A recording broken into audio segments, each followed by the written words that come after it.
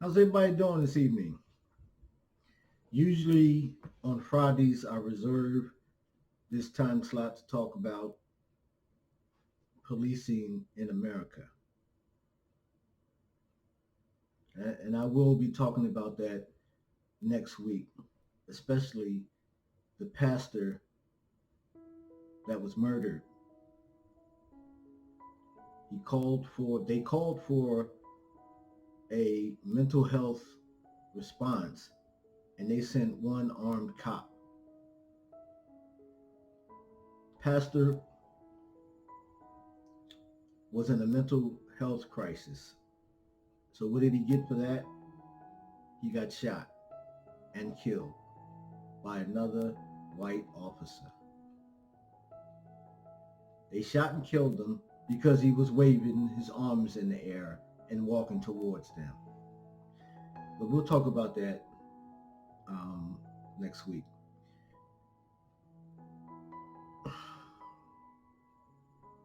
January 6, 2021. A day that will live in infamy. Our nation's capital was stormed on by a bunch of white supremacists intent on overthrowing the government, intent on killing and kidnapping public officials. Had that black brother police officer didn't do what he did, there would have been death in the nation's capital at the hands of white supremacists, racists. I call them coup de clan. In other words, the KKK tried a coup d'etat. And what is a coup d'etat? A coup d'etat is when a political group decides to overtake the current government and throw them out of office so they can institute their own ideological government. You know, what most of you do not know and must now be told is that this is not the first time that this type of thing has occurred in America. I've read the accounts of at least 12 different coup d'etats that tried to overthrow the government. But out of all of those 12, there was only one in the history of America, that actually succeeded. And this one stood out in my mind, most importantly, for the following reasons I'm about to discuss with you. Most of you have heard of the massacre of 1898. In history books and other venues, they try to say it was a race riot. But the problem, like always, with America is they cannot seem to tell the truth about their sordid history. The fact of the matter,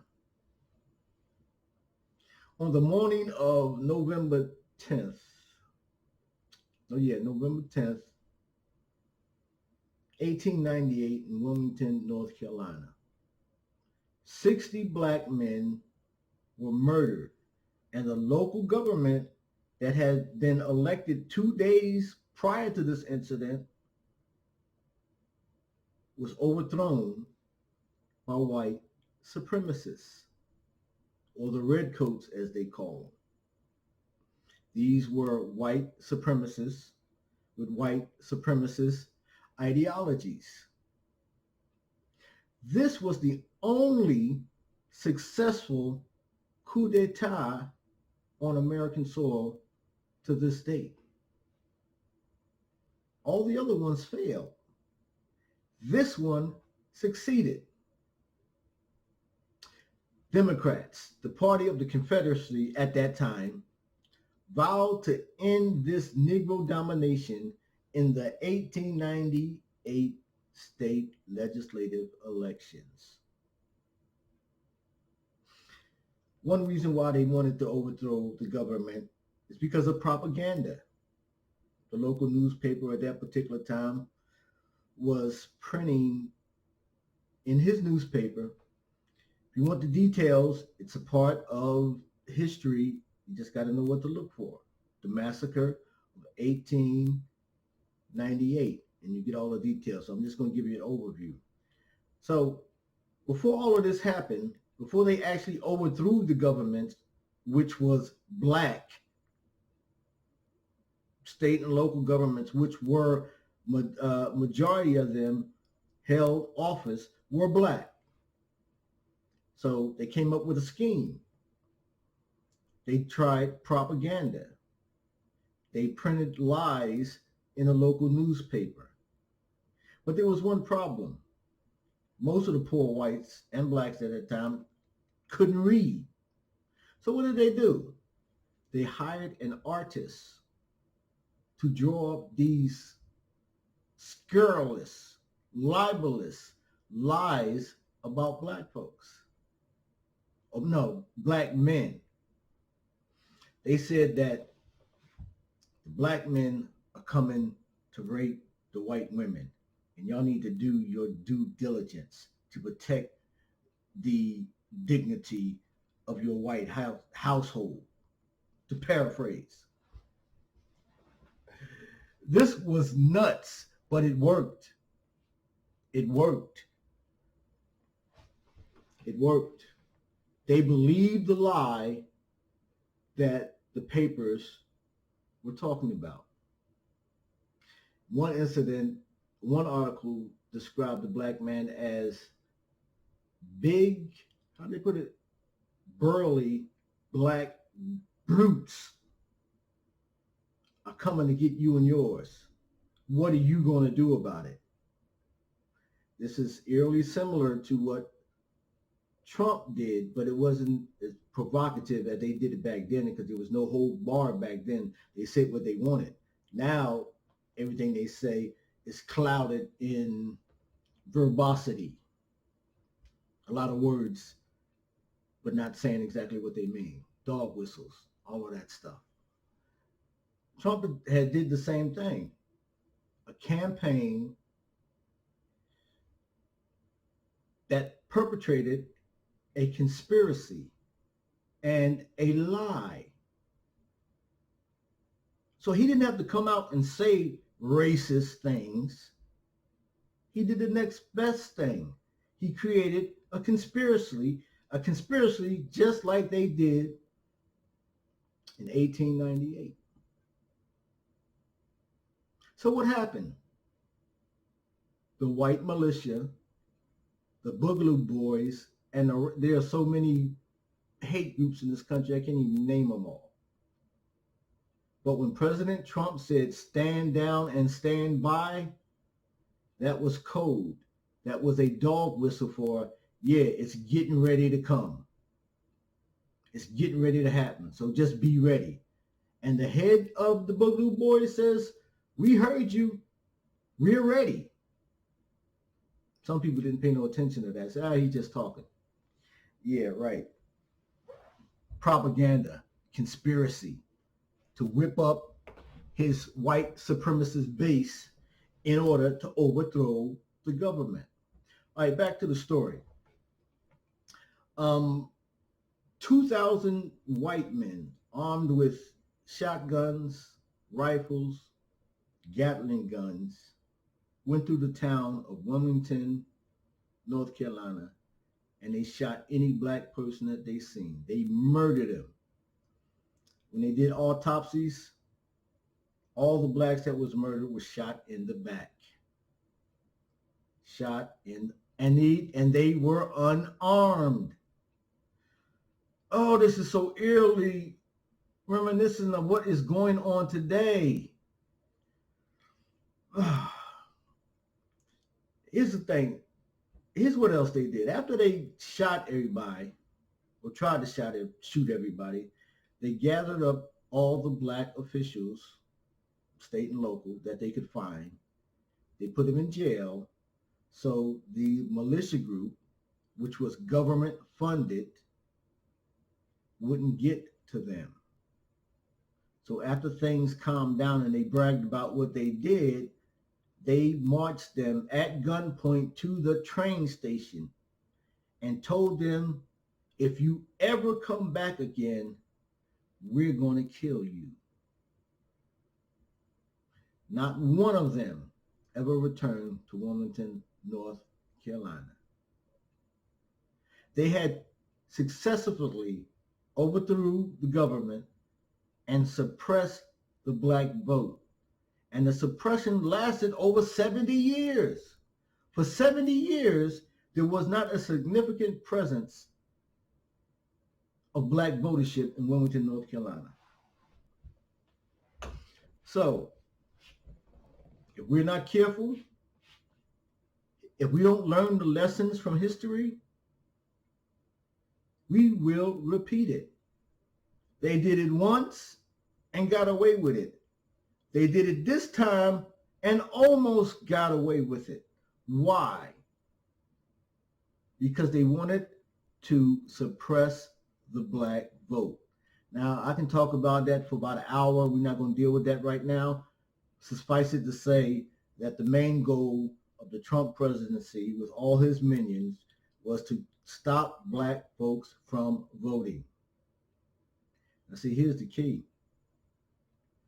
Black folks, for the first time in a long time, stood up and demanded to be heard.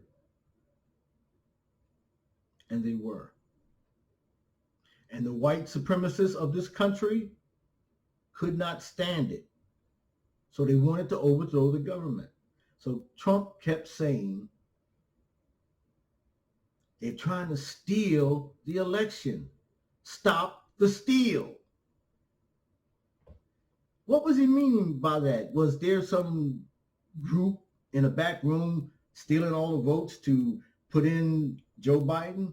No, what he was saying was that black folks have voted in large numbers and they about to have their voices heard. And we need to stop that. So when he says that the election was stolen, he's talking about black people, because black people put over the current government that is about to come in, Democratic Party. So for months before January 6th happened, he was laying the groundwork, saying that if they try to steal the election, I'm not leaving office. Now, see, he thought that he had all the judges in his pocket because he appointed all of them. But to date, over 60 judges has denied his conspiracy theory. It got so bad that they wanted to kill Mike Pence, the president's boy. They wanted to kill him. Why? Because the president sent out a code message saying that he's no longer friends with his right-hand man. And the strange thing about it is Pence is still carrying his water for this guy. You know, I got to say this. I got this from a pastor, and I told him I was going to steal it from this. Out of all the marches and all the protests and all the demonstrations down through the years, it never occurred to black folks to try to overthrow the government. Guy said to me, he says, well, what's the difference between what happened in Washington and Black Lives Matter and all the protests? I said, duh. Black folks didn't try to overthrow the government, number one. Black folks had a legitimate reason, number two. Number three, it was peaceful. And of course, they had their interlopers who was trying to create a race war. Antifa and the rest of them knuckleheads. And that's what they're trying to say about what happened in Washington. It was all Antifa. Well, no, it wasn't. It was white supremacists. It was policemen. It was firemen. It was military personnel storming the Capitol. So don't talk to me about black protests and what happened in Washington. It is nonsensical. Excuse me, non-sequitur. It makes no sense what you're saying. Because not once in our tortured history have we ever tried to overthrow the government. What about the Black Panthers? They didn't try to overthrow the government. You can't name one group, one black organization who tried to overthrow the government. They always worked within the law in order to change the law. People like Thurgood Marshall, they worked within the law to change the law, and y'all still tried to kill us. Now see, here's the problem. What these guys are going to try to do now, now they're talking about, well, we need to bring the country together. We need to heal. We need to have a kumbaya moment. We need to forgive. As a minister, I preach forgiveness. But I don't preach forgiveness at the expense of breaking the law. Meaning that if you break the law, you have to pay for it. I forgive you. But if what you did calls for you to go to jail, I'll forgive you. But you got to go to jail. When they embrace those cops who killed black people, I understand forgiveness.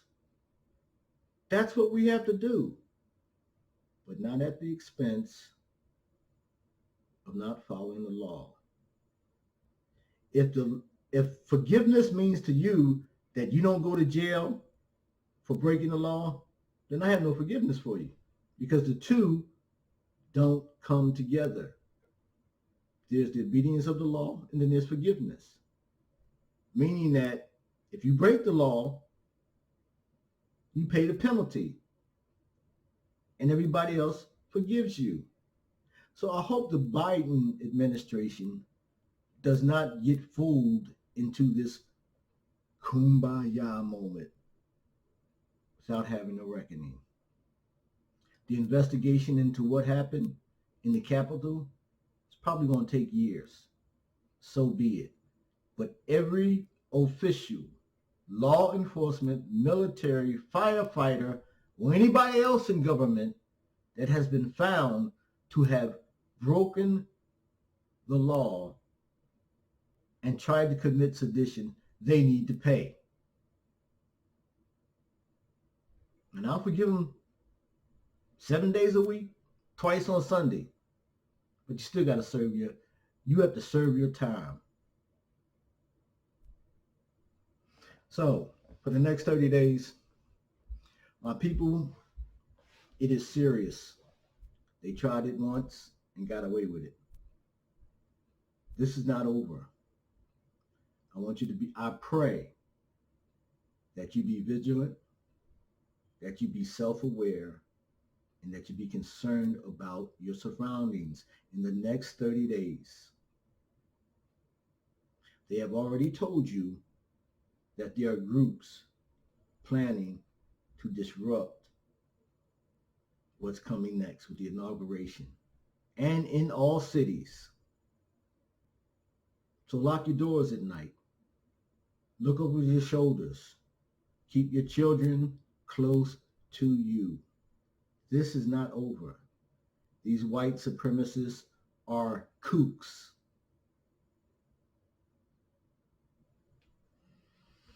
So, I didn't mean to go that far, but I want to thank you for taking the time to listen to what I have to say.